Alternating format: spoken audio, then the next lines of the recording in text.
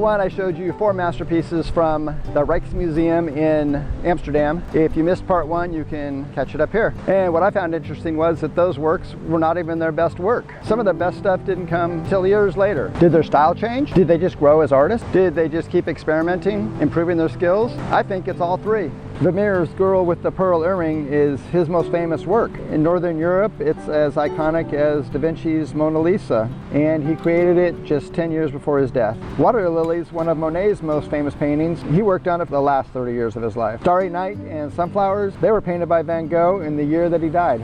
To find your style, you just have to find work that inspires you. Why does it inspire you? Focus on that why. And then practice, practice, practice. And don't just copy one artist.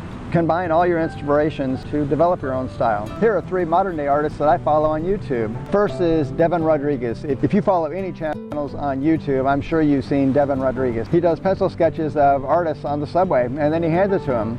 And they're all so excited, and his artwork, it's amazing. Next is Ali Hader, I think. He does amazingly realistic artwork. His pencil sketches are just out of this world. They could be a photograph. And then finally is Andrew Scott. He's a little bit, let's say, different. His artwork is just like average, but where he really stands out is he incorporates the frame into that artwork. He'll burn the frame, he'll punch holes in the glass, or make it part of the art. It's very inventive. I think it's pretty amazing.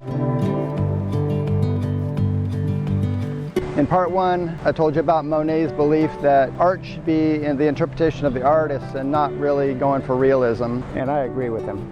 Don't get me wrong, realistic artists are amazing. Their talent is just out of this world. Truthfully, I just don't think I have the patience for it. Could I draw realistically?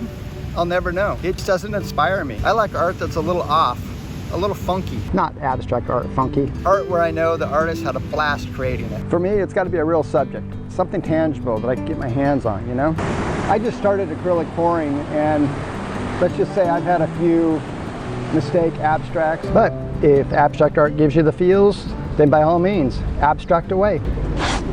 Art, it's all about the artist and what inspires them, nothing else. Do I create art just because I think it will sell? Of course I do, but the art I truly enjoy creating is what's going to define my style. I've created art in a lot of different mediums: oils, graphite, colored pencils, acrylics, ink, watercolor. Does my style overlap with these mediums? I think so. Right now, my 2 main mediums are acrylic pouring and watercolor. And I just love how the colors mix together, and I'm not sure what I'm actually going to get. At first, I tried to control the watercolor. My paintings were just boring. When I started being more free with the colors and letting them mix on the page, my art turned a corner. That first freeing painting hangs above my desk, just as a reminder. And acrylic pouring gives me that same feeling. I tilt, I blow the colors around, not really knowing where they're going to end up. And I love those results. Do you need to draw every day to develop your style? Of course not. But don't expect your style to show up overnight either.